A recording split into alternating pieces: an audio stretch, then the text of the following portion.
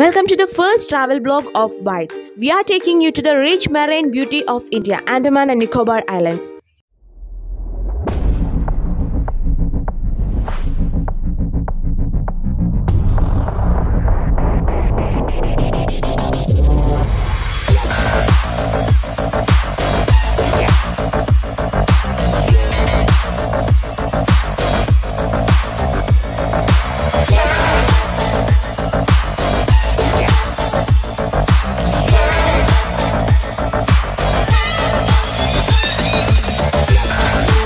So friends, this is our first day in Port Blair.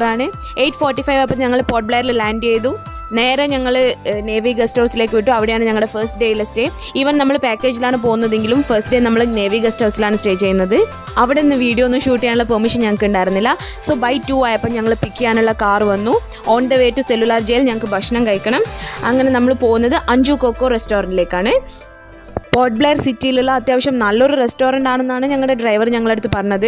ഉള്ളിൽ കയറിയപ്പം it's okay fine, നല്ല ambience ആണ്, നല്ലൊരു atmosphere ആണ്, നല്ല കുറച്ച് ആൻറ്റിക് പീസസ് ഒക്കെ വെച്ചിട്ട് ബ്യൂട്ടിഫുൾ ആയിട്ട് ഡെക്കറേറ്റ് ചെയ്തിട്ടുള്ളൊരു റെസ്റ്റോറൻ്റ് ആണ്. സീറ്റിംഗ് അറേഞ്ച്മെൻറ്റ്സും ഞങ്ങൾക്ക് കുറച്ച് ഇൻട്രസ്റ്റിംഗ് ആയിട്ട് തോന്നി. നമുക്ക് വേണമെങ്കിൽ നിലത്തിരുന്നിട്ട് ഫുഡ് കഴിക്കാം, ചെയർ സെറ്റപ്പ്, അങ്ങനെ ഒരു 2-3 രീതിയിലുള്ള സീറ്റിംഗ് അറേഞ്ച്മെൻറ്റ്സ് ചെയ്തിട്ടുണ്ട്. ഞങ്ങളൊരു വെറൈറ്റിക്ക് വേണ്ടിയിട്ട് നിലത്താണ് ഇരുന്നത്. കുറച്ച് നേരം ഞങ്ങൾ വെയിറ്റ് ചെയ്തു, കുറച്ച് അധികം നേരം ഞങ്ങൾ വെയിറ്റ് ചെയ്തു. പതിയെ മെനു കാർഡ് വന്നു, പതിയെ ഫുഡ് വന്നു.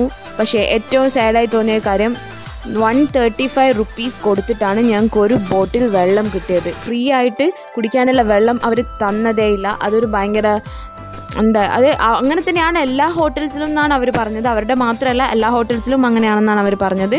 And taste vice food was awesome and bit expensive. 135 രൂപ കൊടുത്ത് ഞങ്ങൾ വാങ്ങിച്ച വെള്ളത്തിൻ്റെ ബോട്ടിലാണിത്. നല്ല കാശ് കൊടുത്തത് കൊണ്ട് തന്നെ ബോട്ടിൽ ഞങ്ങൾ കളഞ്ഞില്ല. ഫ്രിഡ്ജിൽ വെള്ളം വെക്കാമെന്ന് പറഞ്ഞ് അതും കൂടി എടുത്തുകൊണ്ട് പോകും. ഫ്രണ്ട്സ്, അങ്ങനെ നമ്മൾ ഫസ്റ്റ് ഡെസ്റ്റിനേഷനിൽ എത്തിയിരിക്കുകയാണ്. ഈ കാണുന്നതാണ് നമ്മുടെ പോർട്ട് ബ്ലെയറിൽ ഫേമസ് സെല്ലുലാർ ജയിൽ. ആൻഡ് എൻ്റെ കൂടെ ഇരിക്കുന്ന കുട്ടി പട്ടാളമാണ്, അതൊരു കുട്ടി വ്ളോഗറാണ്. അപ്പോൾ നമുക്ക് അകത്ത് പോയി നോക്കാം എന്താണ് സെല്ലുലാർ ജയിലിലെന്ന്. ഞങ്ങളുടെ ടിക്കറ്റ്സ് ഒക്കെ ഓൾറെഡി പാക്കേജിലായതുകൊണ്ട് അവരെടുത്തിട്ടുണ്ട്. ഇതാണ് മെയിൻ എൻട്രൻസ്. അത്യാവശ്യം നല്ല തിരക്കുണ്ടായിരുന്നു ഞങ്ങൾ പോകുമ്പോൾ. നമ്മുടെ കാലാപാനി മൂവി നേരിട്ട് കാണുന്നൊരു എക്സ്പീരിയൻസ് തന്നെയായിരുന്നു ഫസ്റ്റ് എനിക്ക് സെല്ലുലാർ ജയിലിലോട്ട് കയറിയപ്പോൾ ഫീൽ ചെയ്തത്. ഫസ്റ്റ് മെയിൻ എൻട്രൻസിൽ തന്നെ നമുക്കൊരു എക്സിബിഷൻ ഗാലറി ഉണ്ട്. അത് നമ്മൾ ഒരുപാട് ഫോട്ടോസും ഇമേജസും ഒക്കെ കണ്ടതായതുകൊണ്ട് തന്നെ നമ്മൾ അകത്ത് കയറി അത് എക്സ്പ്ലോർ ചെയ്തില്ല. പിന്നെ നല്ല തിരക്കായിരുന്നു, ഒരു വീഡിയോ എടുക്കാനുള്ള അറ്റ്മോസ്ഫിയർ ഉണ്ടായിരുന്നില്ല. ഈ കാണുന്നതാണ് സ്വതന്ത്ര ജ്യോതി, ഒരു കടാവിളക്ക് പോലെ. ഇവിടെ എപ്പോഴും അത് ലൈറ്റഡ് ആണ്. മലബാർ കലാപകാലത്തൊക്കെ ഒരുപാട് ഫ്രീഡം ഫൈറ്റേഴ്സിനെ അവിടെ നിന്നും ഈ ആൻഡമാനിലുള്ള സെല്ലുലാർ ജയിലിലേക്ക് കൊണ്ടുവന്നതായിട്ടുള്ള കഥകൾ ഇവിടെ നിന്ന് കേട്ടു. അതിൽ ഒരുപാട് പേര് സ്വാതന്ത്ര്യം കിട്ടിയതിന് ശേഷം തിരിച്ചു പോയവരുമുണ്ട്, പോയാത്തവരുടെ പേരുകളാണ് ഒരുപാട് കൂടുതൽ.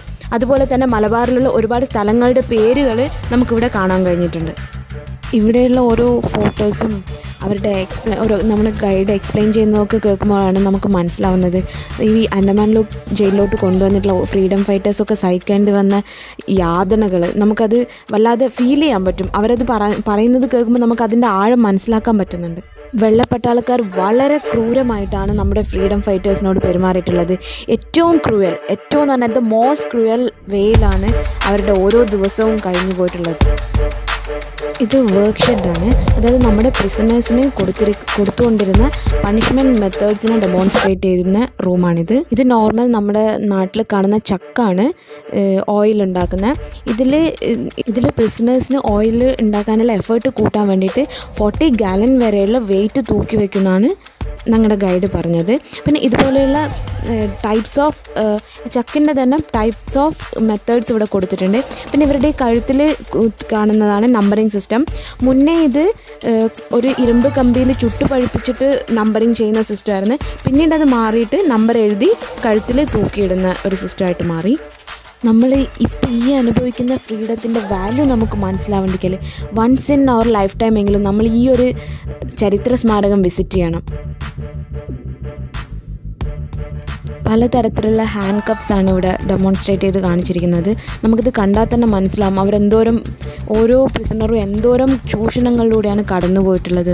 കൈയും കാലും ഒരുപോലെ ലോക്ക് ചെയ്തിട്ടുള്ളതുണ്ട്, കാലിന് കുറച്ച് ഫ്രീഡം കൊടുത്തിട്ടുള്ളത്, അങ്ങനെ ഓരോ ടൈപ്സ് ഓഫ് ഹാൻഡ് കപ്സ് കൊടുത്തിട്ടുണ്ട്. ഈ കാണുന്നതാണ് ഇവർക്ക് പണിഷ്മെൻറ്റ് കൊടുക്കുമ്പം അവർക്ക് ധരിക്കാനുള്ള ഡ്രസ്സ്. ഇതാണ് ഗാലോസ്. വധശിക്ഷ വിധിച്ചു കഴിഞ്ഞ് കഴിഞ്ഞാൽ ഇവർക്ക് 4 ദിവസം ഇവർക്ക് എല്ലാ നോർമൽ പ്രൊസീജിയേഴ്സ് അവർക്ക് പ്രേ ചെയ്യാനും അതിനുള്ള ഇതൊക്കെ കൊടുത്തിട്ടുണ്ട്. പക്ഷേ അതിന് വേണ്ടിയിട്ട് സെപ്പറേറ്റ് ഒരു 4 ജയിൽ സെപ്പറേറ്റ് ഉണ്ട്. തൂക്കിക്കൊല്ലാൻ വിധിച്ച ആൾക്കാരെ ആ ജയിലിലാണ് പാർപ്പിച്ചിരുന്നത്. അവർക്ക് അവിടെ നിന്ന് നോക്കിക്കഴിഞ്ഞ് കഴിഞ്ഞാൽ എപ്പോഴും കാണാൻ പറ്റുന്ന രീതിയിൽ ഏത് കോർണറിൽ നിന്ന് നോക്കിക്കഴിഞ്ഞ് കഴിഞ്ഞാലും ഈ വധശിക്ഷ നൽകുന്ന സ്ഥലം കാണാൻ പറ്റുന്ന രീതിയിലാണ് ഇത് നിർമ്മിച്ചിട്ടുള്ളത്. വധശിക്ഷ നടപ്പാക്കി കഴിഞ്ഞ് കഴിഞ്ഞാൽ അവരുടെ പ്രിസണേഴ്സിൻ്റെ ഡെഡ് ബോഡീസ് താഴെ ഈ ഒരു കാണുന്ന റൂമിൽ കൂടിയാണ് പുറത്തോട്ട് കൊണ്ടുവന്നിട്ടുള്ളത്.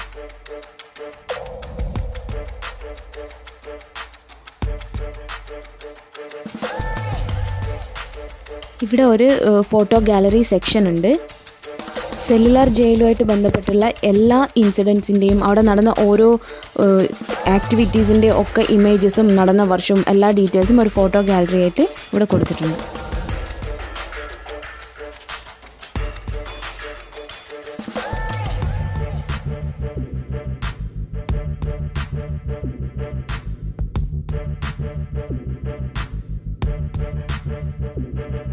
ഈ കാണുന്നതാണ് സെല്ലുലാർ ജയിൽ അഥവാ കാലാപാനിയുടെ മോഡൽ ഡെമോൺസ്ട്രേഷൻ. ഇതിൽ 3 ബ്രാഞ്ച് ബിൽഡിങ്സുകൾ മാത്രമേ ഇപ്പോൾ സംരക്ഷിക്കപ്പെട്ടിട്ടുള്ളൂ. ബാക്കിയുള്ളവ ഈ എർത്ത് സ്വാതന്ത്ര്യം കഴിഞ്ഞിട്ടുള്ള കലാപം ഇതൊക്കെ കാരണം നശിച്ചു പോയെന്നാണ് ഇവിടുന്ന് അറിയാൻ കഴിഞ്ഞിട്ടുള്ളത്. ഇവിടെയുള്ള ഓരോ ഫലകങ്ങളിലും ഓരോ ഫ്രീഡം ഫൈറ്റേഴ്സിൻ്റെ പേരും എഴുതി വെച്ചിട്ടുണ്ട്.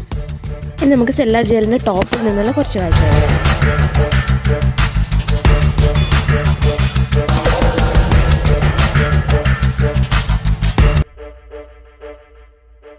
ഈ കാണുന്നതാണ് റോസ് ഐലൻഡ് അഥവാ ഗോസ്റ്റ് ഐലൻഡ്.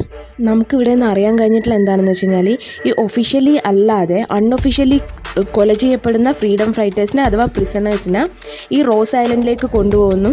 ഈ കൊണ്ടുപോകുന്ന വഴി ബോട്ടിൽ വെച്ച് അവരെ കല്ല് കെട്ടി കടലിലേക്ക് കെട്ടിത്താഴ്ത്തുമെന്നാണ് ഇവിടെ പറഞ്ഞു കേട്ടിട്ടുള്ളത്.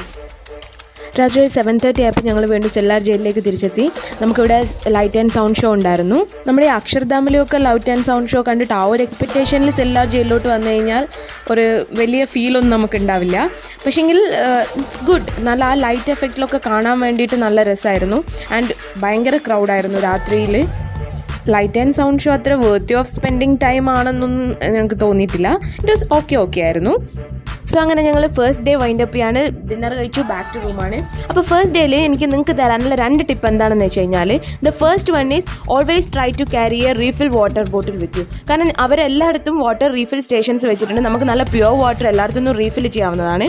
സെക്കൻഡ് ടിപ്പ് എന്താണെന്ന് വെച്ച് കഴിഞ്ഞാൽ ലോക്കൽ ഫുഡ് മാക്സിമം എക്സ്പ്ലോർ ചെയ്യുക. Better than going to a big restaurant and spending so much of money. It's always better to explore the local street food. ഞങ്ങളുടെ കൂടെ ഈ ജേർണി കണ്ടിന്യൂ ചെയ്യാനായിട്ട് keep watching our video. In the next video we are going to have vlog and this is Subi signing off from Bytz. Thank you for watching our video. Keep supporting us. Bye bye.